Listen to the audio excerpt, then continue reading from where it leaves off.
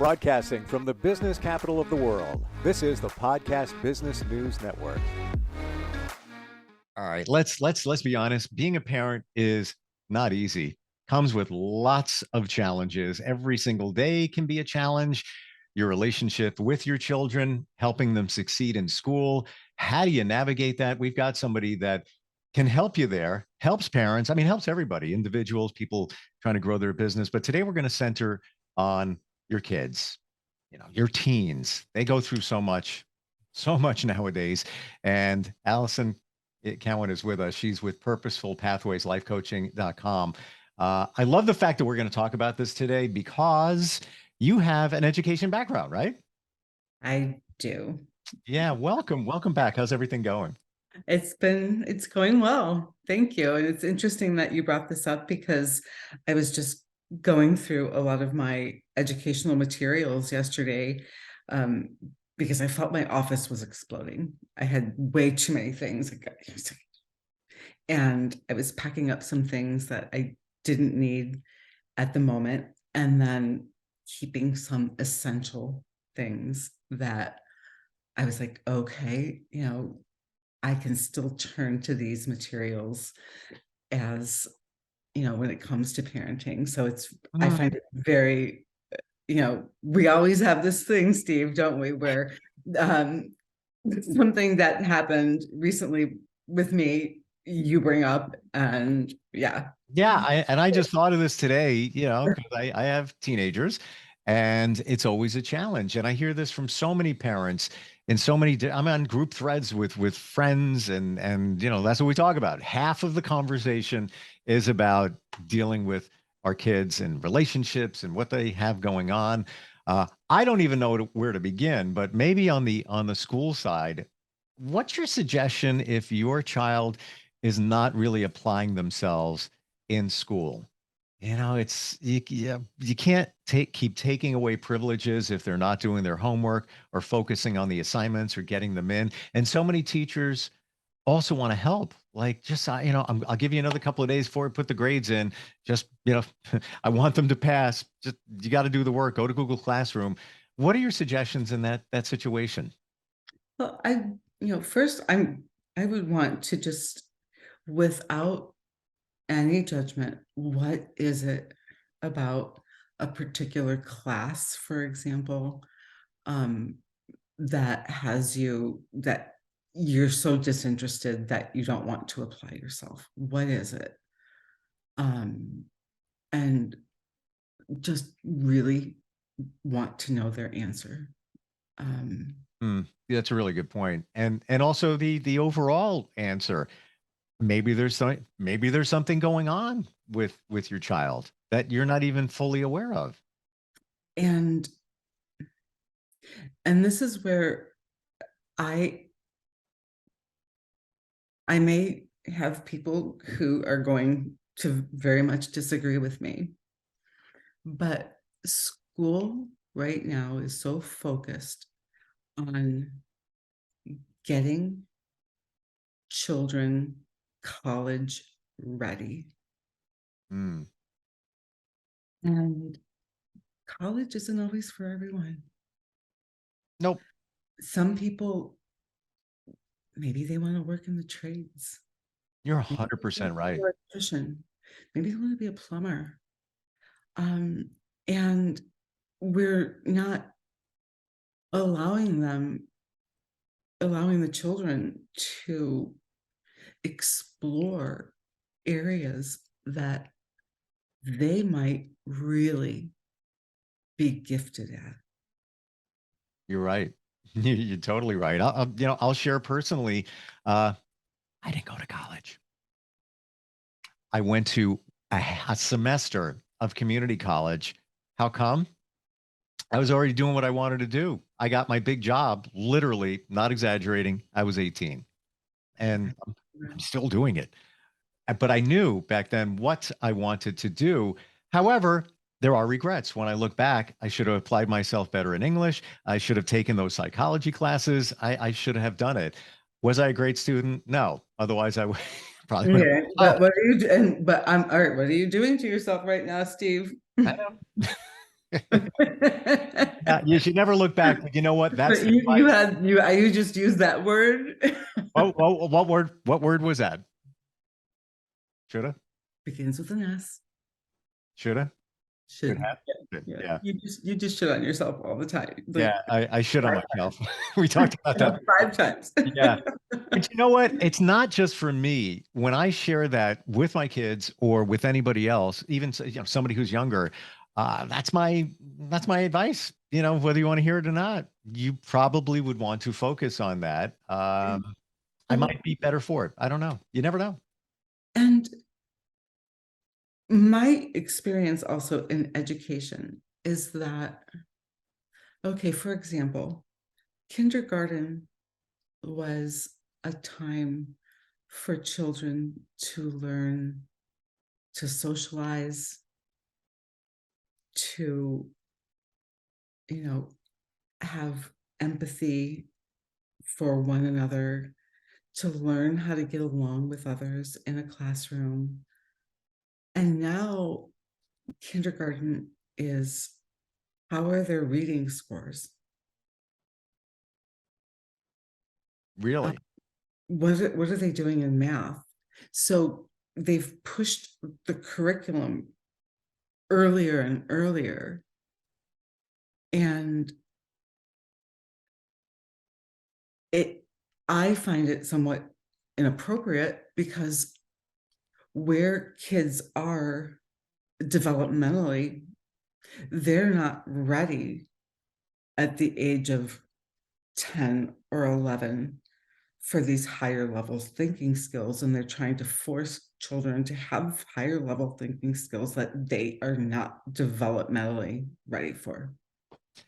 You bring up, Allison, some really interesting points because when you take a look at that kindergartner, instead of there being a feeling of socialization at that age, there's academics.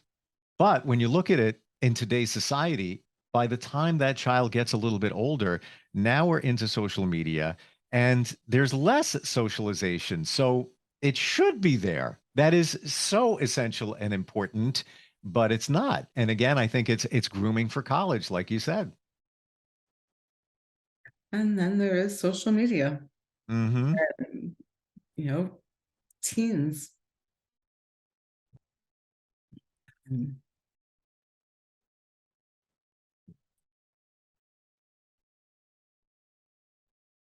I've seen so many issues with young people getting into trouble because of social media. Mm-hmm. Yep. Either inappropriate things, cyberbullying,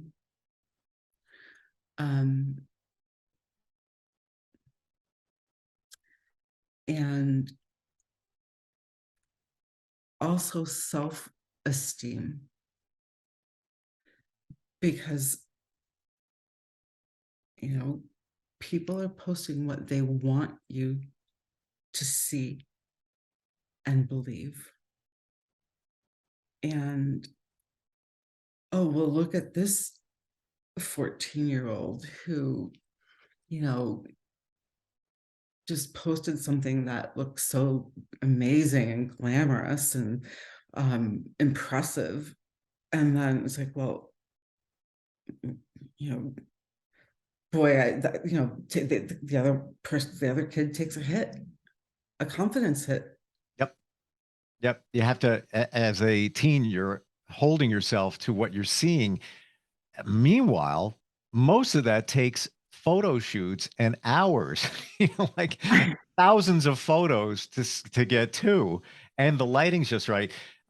We just got instantfeedback steve@gmail.com. And this is from Diane in Gainesville, Florida. She says, "Thank you so much for your talk today. My daughter is 12 and not doing well in school. She spends hours on her phone. Should I take it away?"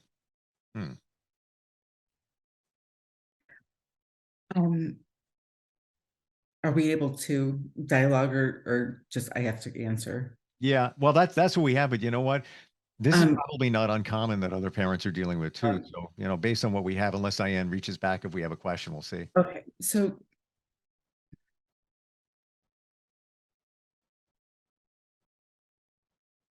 we, if it, um, hmm, I would say yes to like put a limit. There's a limit. You are the parent. It's not easy. We want to make our kids happy. We want to make our kids like us. Hmm. They're not, but we're not, it's not our job. They will like you. Um, They might, once they, you know, once they realize what good happened. I think there is nothing wrong with limiting mm, social media and screen time. yeah, I'm glad you said that because you're not saying take the phone away right No. away, but we're talking about limiting. And your child may hate you at first, but will love you and respect you for putting the boundaries. And by the way, you can call up your cell phone provider, and sometimes you have to pay a little bit of money to have the flexibility to put that screen time clamp on there. Yeah, and you can, yeah, there are parental controls. Sure. You're the parent is paying for for the cell phone. Right. You have, I just think, you have the right. And then again, there can be a discussion around it. Um, and so rather than I'm taking away your phone or I'm limiting your phone, what times would you like to have access to your phone? I might not even ask that. It depends on the situation. Um, yeah, well, it gives them some choice. All right. And when they have some choice in the matter, it's not as much of a, you're dictating or mandating something. Um, so, it could be approached, you know, we're going to, there's going to be a limit with your screen time, Fair or with enough. your phone. And what what are the best times? What times would you like to have your screen time? Or you're getting X amount of time. When do you want that time? Because around that time, you're going to be doing homework. I think fair enough because it gives your child input and a little bit of control. I'm the other way. Once you push me right to the edge, then I'm like done. Well, But it depends on, saying, of course, it depends on the situation. If a child's really abused something, then, there can be, there's a consequence. We all live with consequences with what we do in life, yep. all of us. I know a parent whose daughter posted something. I'm pretty sure it was on TikTok about her father, who is her, the parents are divorced, and it wasn't flattering at all, shall we say? It was. I don't know the exact post or video, but it doesn't sound like it was that good. And the mother took the phone away, and now we're, I think it's into like week 2 now. Um, and Something I recall something about that. this is a personal situation. It's a friend of friends, so it may have happened. Oh, okay. Yeah, Okay. I might have heard it somewhere else or something yeah. similar to There, that. there's the details. Yeah, I know some of the details of the what the daughter did. Can't share that of what it said, but it seems like it was pretty heavy. Um, I think the punishment fits the deed to some extent. Maybe not 2 weeks, but I don't know the backstory on what the daughter has done previously. So I don't know. Unless you have all the facts, you can't judge. But I think that might be an extreme case where maybe it was warranted to take the phone away for a period of time. And it very well may have. And, instead of punishment, I like, the word discipline. We, I think that as a culture, we think of discipline harsh, you know, but the word discipline actually means to teach. Hmm. Interesting when you look at it at that viewpoint. Mhm. Um, I don't want to say teach you a lesson, but you are teaching something. Maybe it's teaching boundaries. And we as parents are always teaching our children something. Mm, we should be, Yeah, yeah. right? Um, and one of the other words that I often, when it comes to parenting, is the word spoiled. Well, that child is spoiled. And the word spoiled means left to rot. Hmm. Wow.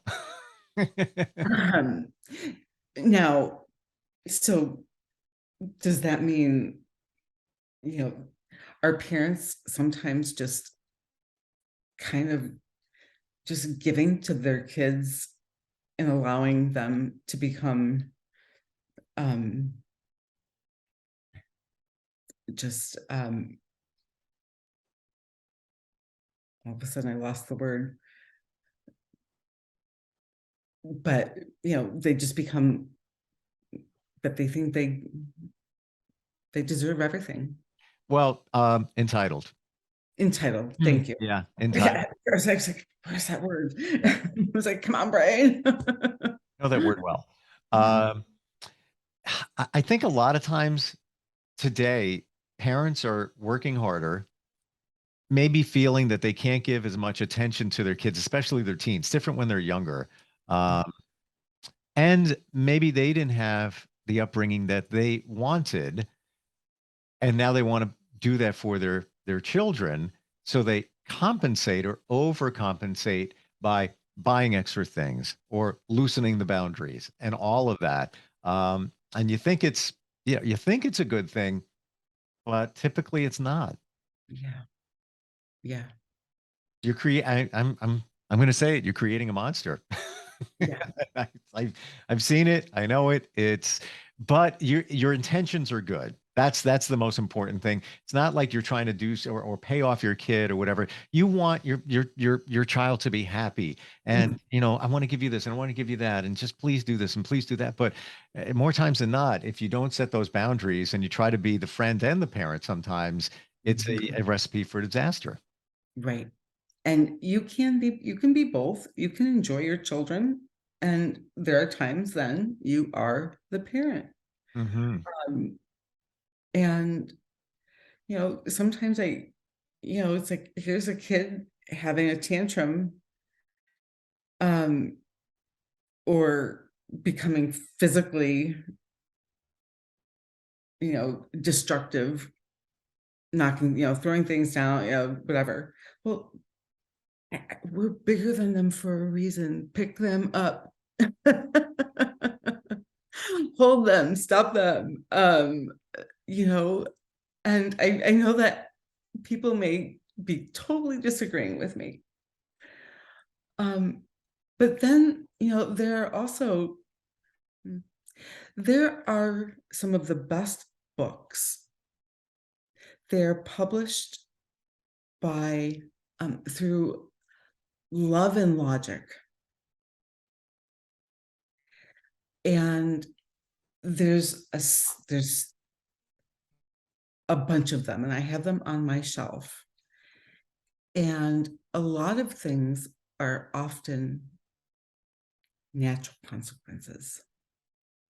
So, what are the natural consequences of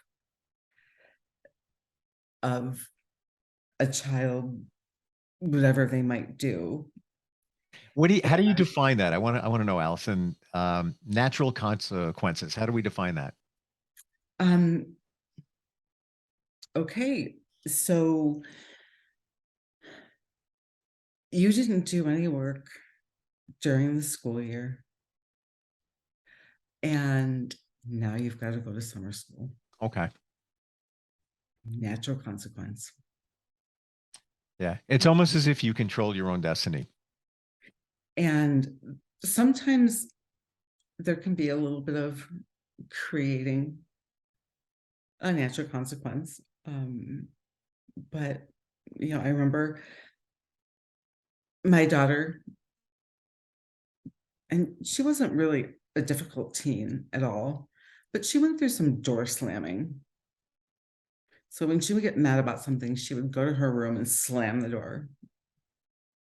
I took the doors off the hinges. I knew you were going to say that. That would Had no door. if there was Natural consequence. I was in that situation and I've heard that before, maybe been a friend, I would do the same thing. If it became a regular thing, Mhm. door comes off. That's it. So, sometimes it's getting creative. But any of the Love and Logic books, and I will just step here because the most of the last name is Jim Fay, Charles Fay, and David Funk. There's a few other different names, but if they're published under Love and Logic, it's great. Any other books by William Sears are wonderful parenting books. So, Hmm. You know what's so ironic? And you said it before, Allison, like when we're together here, there's something goes on. mhm, The name Funk, mhm. you just said, Yeah. that's one of my daughter's teachers, and I just emailed him about an hour ago. Oh, that's funny. What are the chances of that? That is like so bizarre. You can't make it up. Yeah, Wow. yeah. Wow. So it's those books, the series is Love and Logic. Love and Logic. And, you'll find there's so many. Mm. It's almost like remember Chicken Soup for the Soul? It was a whole Mm, bunch of books, a series of books. Is Love and Logic centered on parenting? yes. It is. Okay. Some of it's parenting, some of them are education, some of them are you know dealing with extremely difficult situations. I haven't looked at any new ones that have come out, but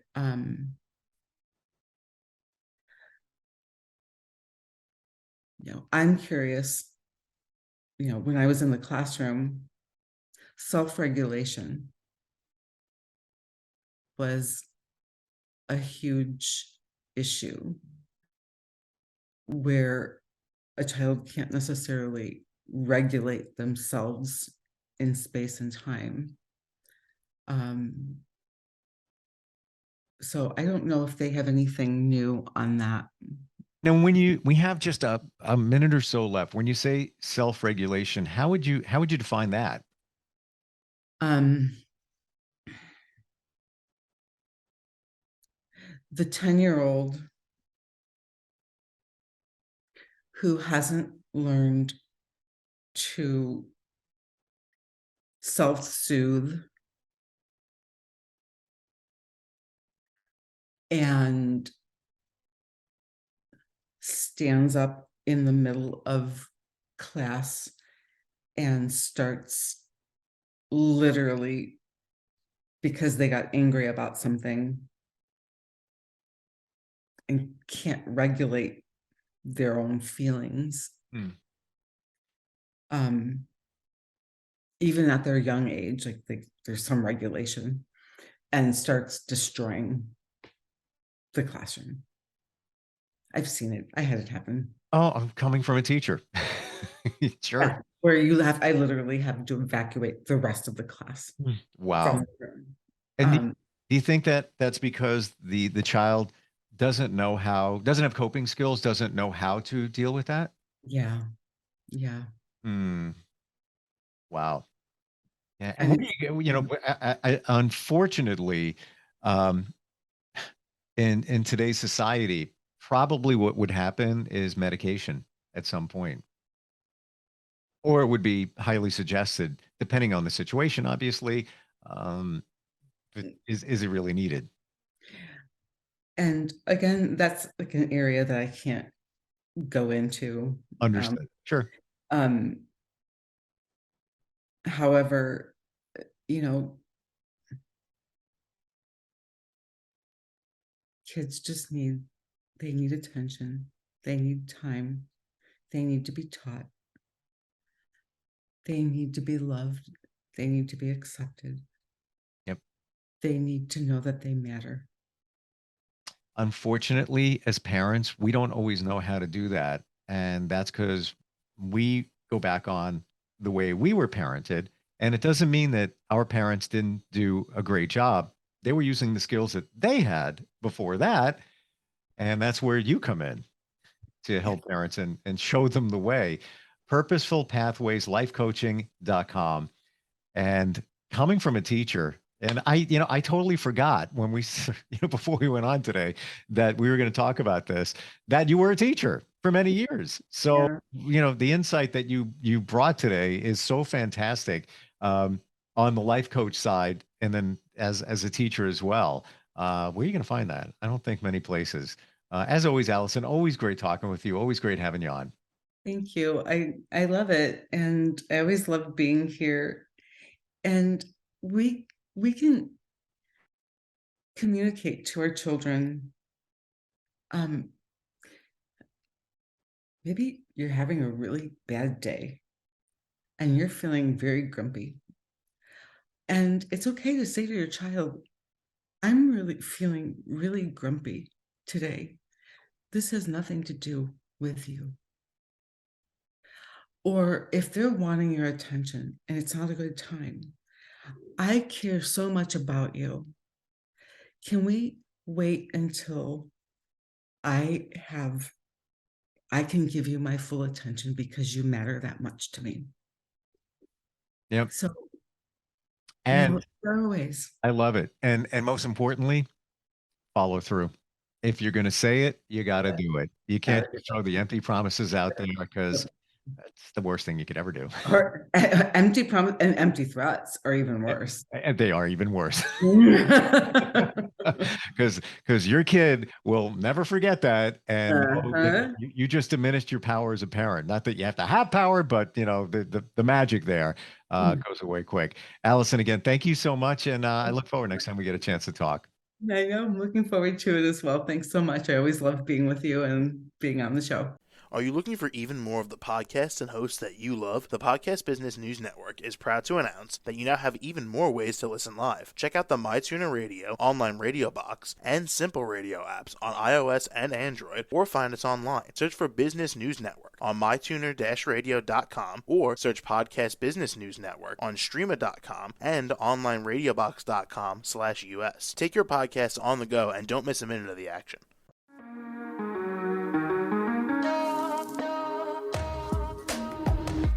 Broadcasting from the business capital of the world, this is the Podcast Business News Network. For nearly 2,000 severely injured veterans, everyday life has become filled with barriers. Day-to-day simple tasks can become pretty daunting. I have to carry my chair up 2 flights of steps or have somebody do it for me. What scares me the most is just the falling. When I'm struggling with my house, I think, to have that one great barrier just knocked down, it's crucial. Home for Our Troops is a wonderful nonprofit that builds a mortgage-free, fully adaptive, handicap-accessible house. And there's no catch. It'll be our very first home that we've ever owned. This is a game changer. This is where your life begins again. We need you to join us in completing this important mission. Please visit hfotusa.org and help build homes and rebuild lives. Because of you, everything's going to be okay.